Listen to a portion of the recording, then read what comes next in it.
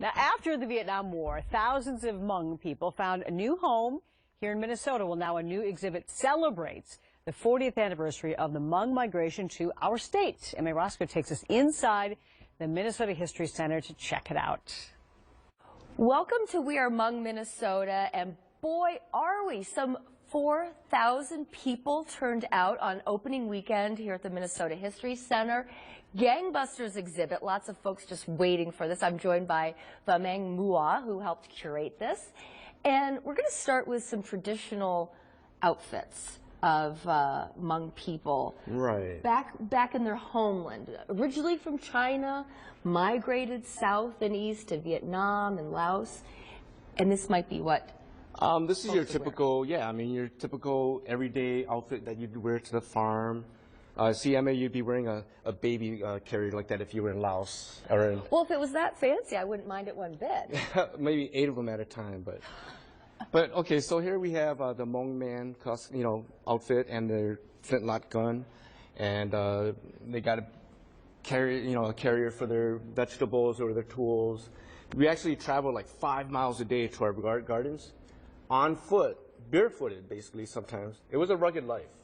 The Hmong people were very good friends to the United States Army during the Vietnam War, but the American people did not know about this. Explain. Right. We were basically the largest CIA agency in the world at the time. I mean, we were like a sub-agency for the CIA. It was basically tens of thousands of Hmong men and women and children who fought for the Vietnamese, for the CIA against the oncoming communist regime.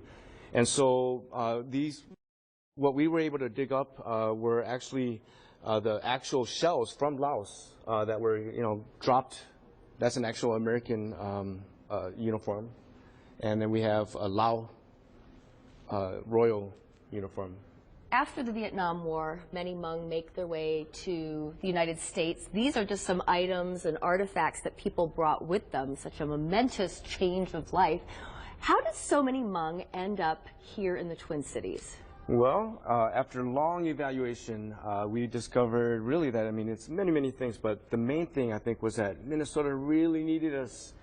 If you looked at, for instance, the city of St. Paul at the time, where great numbers of people were moving to Oakdale and Woodbury, there were a lot of empty houses at the time. And so, as Mayor Latimer put it, white flight happened, and we needed the Hmong, and so we made this home. Minnesota became our home, and we became Minnesota's people, I guess you could say that. And so your story is Minnesota's story, and when we come back, we're going to find out more about the Hmong in Minnesota, which, by the way, the Twin Cities, is the biggest urban center, the biggest urban Hmong population in the whole country.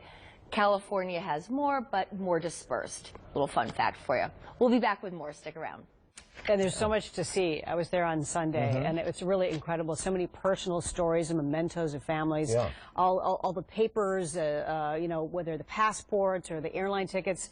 They're just every corner there was something new to learn. So I urge you to go check it out. Looks fascinating.